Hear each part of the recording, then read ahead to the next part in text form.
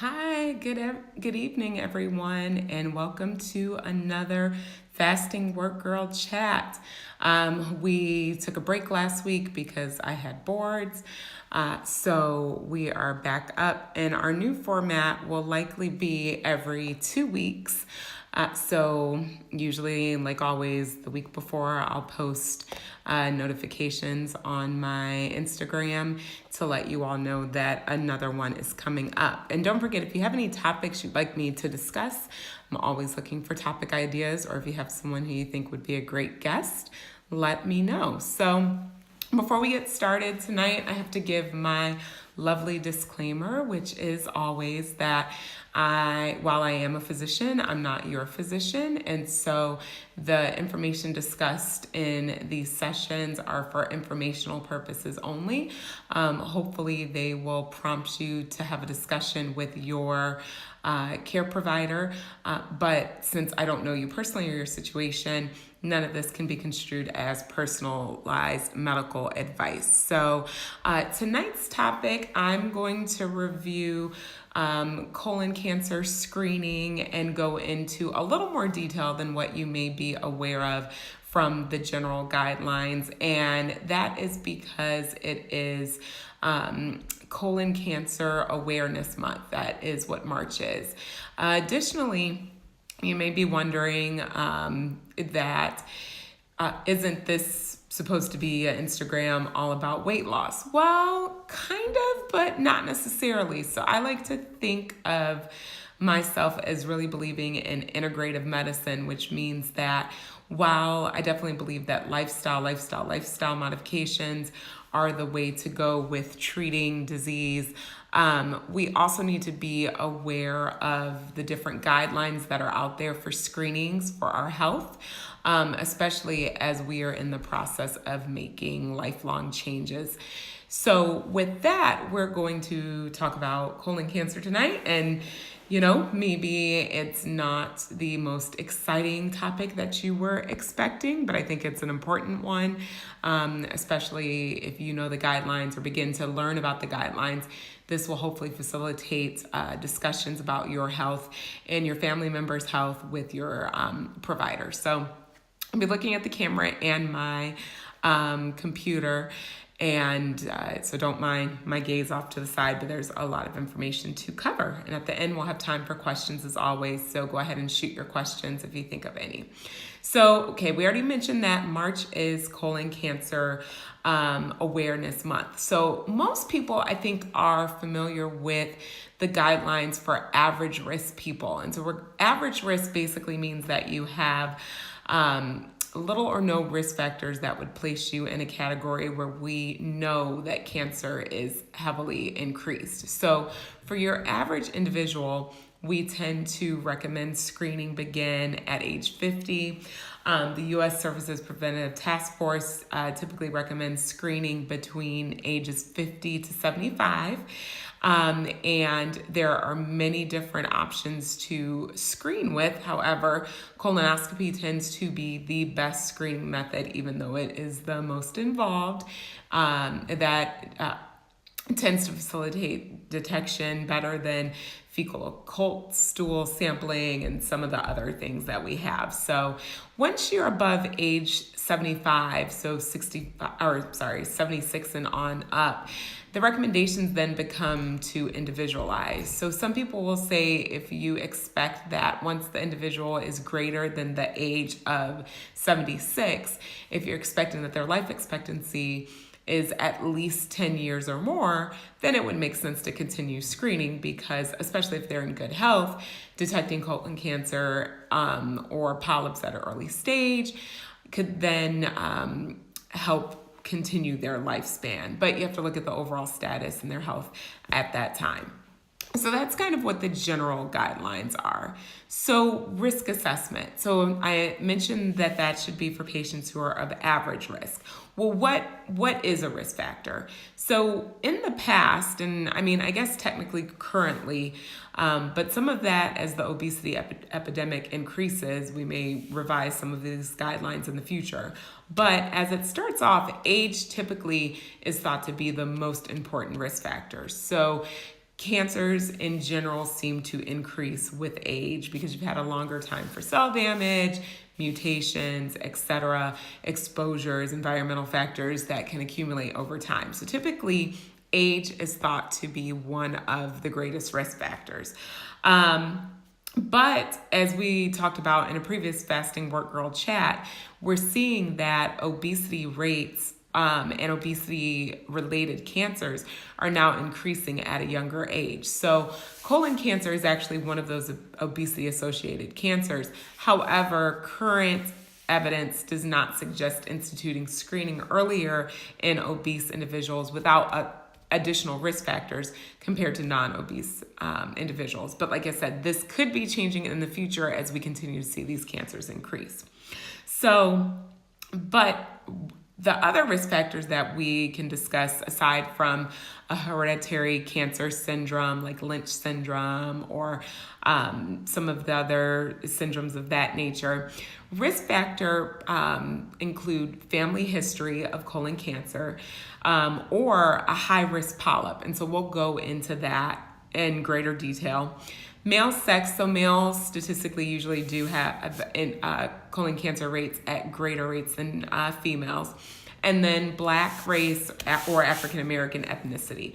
And we'll get into some of those details. So in terms of looking at race and ethnicities, the incidence and mortality rates for African American patients from colon cancer are higher than that of any other racial ethnic group. And I'm talking about in the United States. That's where I'm based out of. So mortality is approximately 20% greater in African Americans than white Americans. And African Americans tend to receive a later diagnosis or diagnosis in a more advanced disease stage. So we are still elucidating what those factors are, but a lot of it is suspected to be due to accessibility to healthcare, the ability to utilize healthcare, and especially access to screening services. So additionally, just in general, without trying to control for some of the disparities in healthcare, African Americans tend to develop colon cancer at an earlier age compared to the rest of the general population. So while some guidelines may say without a family history, you should begin screening at age 50, actually many organizations are recommending that if you are of African American descent, that you should begin colorectal cancer screening at age 45, not at age 50. So that's something to keep in mind and to discuss with your physician.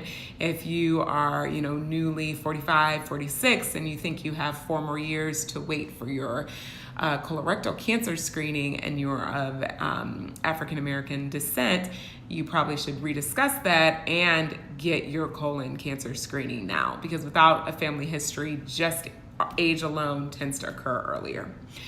Other things that if you have these conditions, you're probably aware, but inflammatory bowel disease, that is a risk factor for cancer. So again, we're talking about some non-genetic causes. And with inflammatory bowel disease, such as ulcerative colitis or Crohn's disease, those both carry increased risk of colon cancer, especially if you have a pancolitis. So it differs kind of on when you should start screening. And obviously, I'm not a gastroenterologist. I'm maternal fetal medicine by training and with a special interest in obesity medicine. So check out Dr. Serena. She'll probably have much more to say about the in-depthness of colorectal cancer screening. But with that being said, if you have ulcerative colitis or Crohn's disease, you are likely going to start screening anywhere between 8 years after getting your initial diagnosis, maybe sooner depending on your clinical scenario. But you're definitely going to start screening earlier, because there is anywhere from a 3 to 15 times fold risk of people who have inflammatory bowel disease and the risk of colon cancer. So that's, kind of a quick take on that. Now let's get into some more special situations. Again, remember I said I'm not going to focus so much on the classic genetic causes. We're going to focus a lot on family history tonight because I'm sure many of us, regardless of race or ethnicity, probably have someone in our family at some point who's had colon or rectal cancer. And so the screenings do differ, but I noticed that a lot of times in families, at least in the patients that I see, family members are not always good at communicating their medical history with other family members. And so you may not realize that you are at risk. And so this is to kind of facilitate you getting more information, at least from your first degree relatives, so that you make sure you're up to date on your screening guidelines and that they are too. So many genetic syndromes are associated with colorectal cancer, but we have to be aware when we talk about hereditary syndromic cancer, that only accounts for maybe 10 to 16% of all colorectal cancer, meaning that lifestyle factors, obesity, exposure to other carcinogens, those items are playing a greater risk than just saying, well, it's my genes. Diet and nutrition tend to run in families. So if you have a poor diet and poor nutrition, yes, your genes within a family probably will react similarly to the insult. It's kind of like when people say, well, everyone in my family is big boned. Well, our bones are actually pretty much a certain size. It's not that it's our bones, it's our lifestyle, and that tends to run in families. So because of that, we need to, kind of just think about that a little more. But in terms of looking at people who are high risk, so I think first let's start with defining what a first degree relative is. So, because a lot of this is going to stem from if you have a first degree relative with X, or if you have a first degree relative with Y, then you should consider screening. So, a first degree relative is considered either a parent, a sibling, or a child. So examples of that would be that since, I have 2 children, so my sons are my first degree relatives. Likewise, because they're siblings, my 2 sons are first degree relatives. And then I have a mother and a father. So my parents are my first degree relatives, but my parents are not my children's first degree relatives because I intervene between those. So just so we're clear on that. So for instance, there's some different recommendations if you have a first degree relative that has had colon cancer. So if you have, just so you're aware in general, if you have a first degree relative that has had colon cancer, particularly under the age of 50, they have a 2 to 6 fold, or you would have a 2 to 6 fold increased risk of developing colon cancer. And the same thing goes if you have a first degree relative that has had a significant polyp, meaning a polyp greater than a centimeter, or one that needed surgical resection, or a polyp that was found to have a precancerous pathology. Those are all risk factors. And if that happens in a first degree relative, that would mean that you are at increased risk and then should undergo screening beyond the average risk, okay? So first, how would you know if any of this happened if it weren't you? Well, this is where communication within the family comes. So I would encourage you to ask your siblings, to ask your parents, to ask your children, depending on what the situation is one, have they ever had their colorectal screening if they're of age? And 2, what have been the results of their colonoscopy? So a lot of times people are just like, oh yeah, I had a polyp, but they don't really know what the significance of that is. So you want to find out more about what the polyp was. Encourage your relatives or you yourself, if you've ever had a polyp removed, you should ask for a copy of that pathology report so you know exactly what it said, so you know what the size was.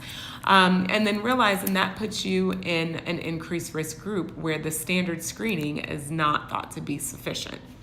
So moving on from there, some of the people that basically we would change our recommendations for, again, typically people are starting screening for colorectal cancer, I would say with colonoscopy, that's the best way, and that would be at age 50, or if you're African American, that would be at age 45, assuming no other risk factors. So if you have had a first degree relative, which we've already defined, if you've had a first degree relative under the age of, so there's two classes here. So if you've had a first degree relative, regardless of the age of diagnosis, whether they were above 40, above 50, whatever, if you have a first degree relative with a history of colon cancer, you should begin screening at age 40 or 10 years before the age of their diagnosis. So let's say if you had a family member who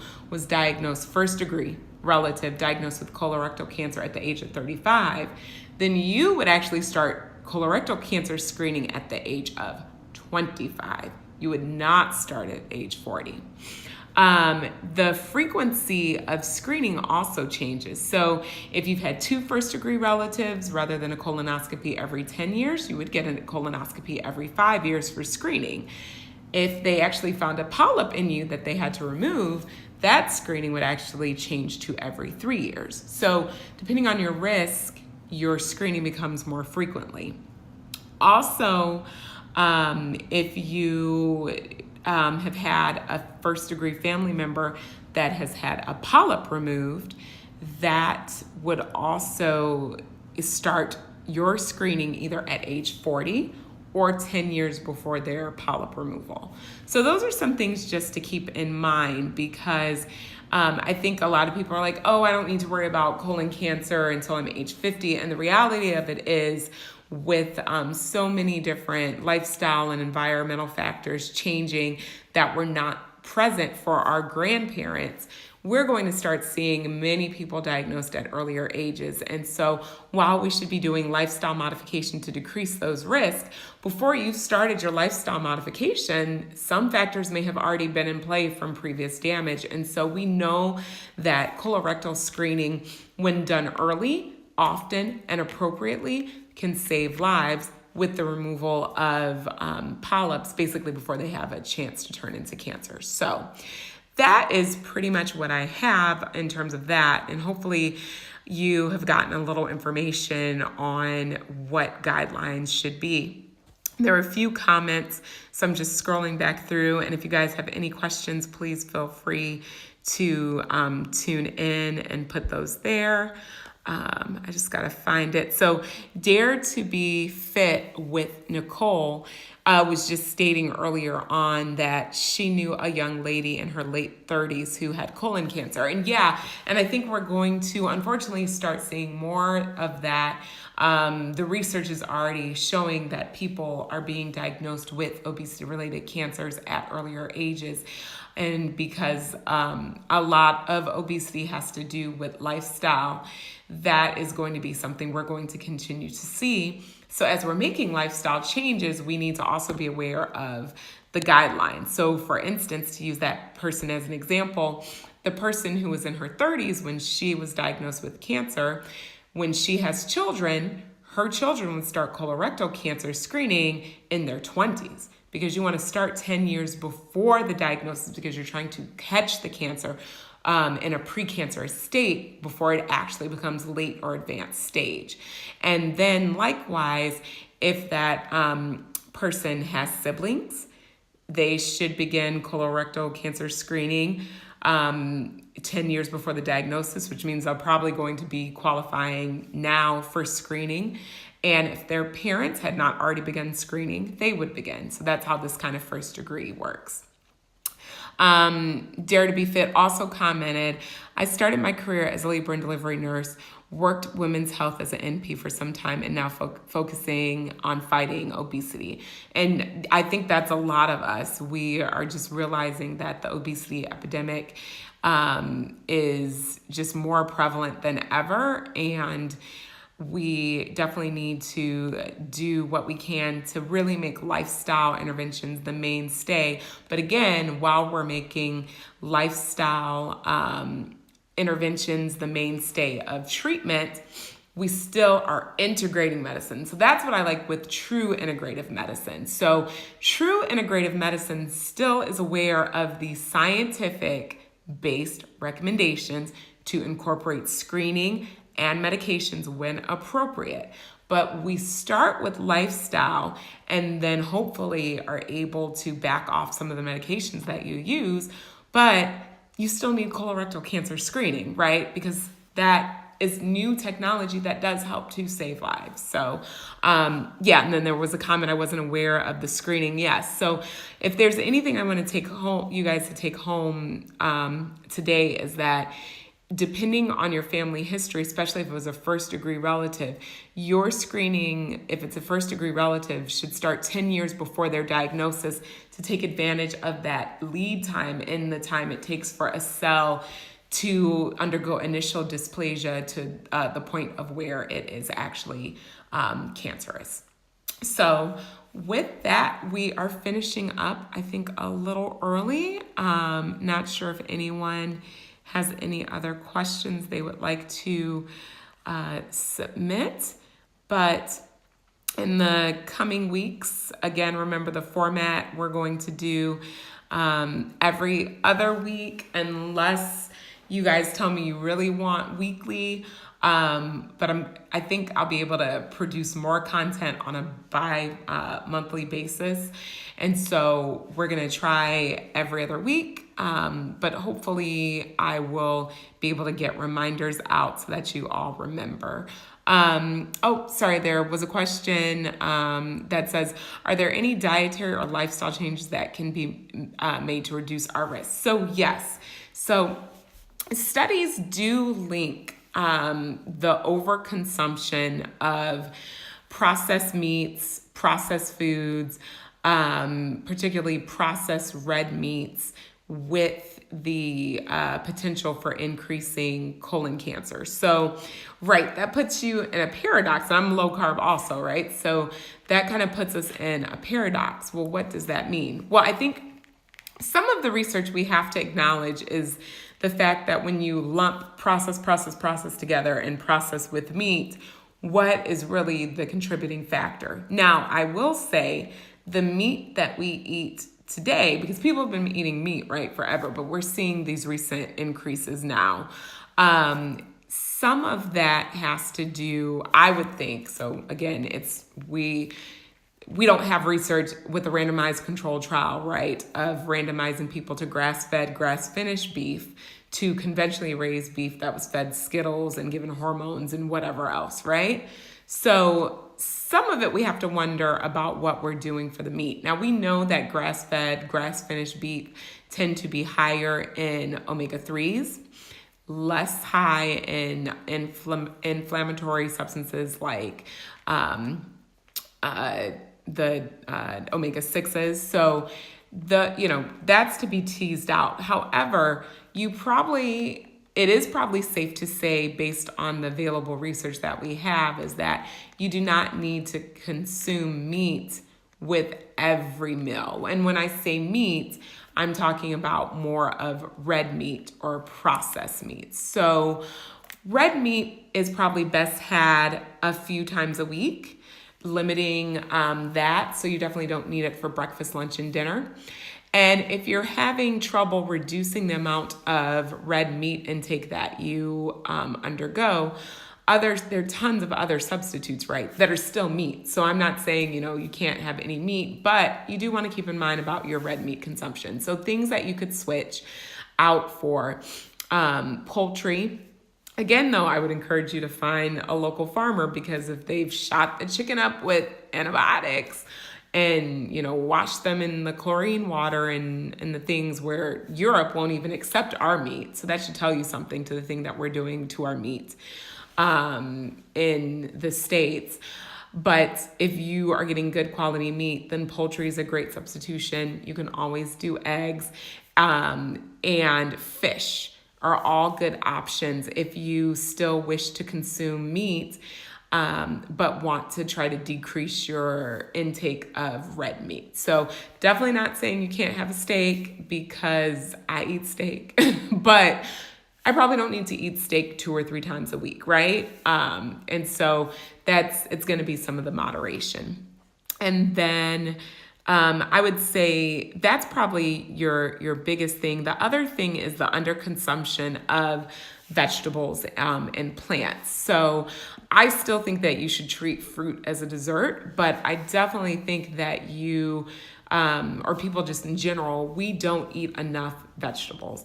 And so vegetables in general, whether it's the direct benefit of the interaction with the vegetables with our immune system, or is it the fact that if you're consuming more vegetables, you're likely consuming less processed foods? It's hard to say what, the exact mechanism is, but increasing vegetable intake is also associated with reduced risk for colorectal cancer and cancers in general.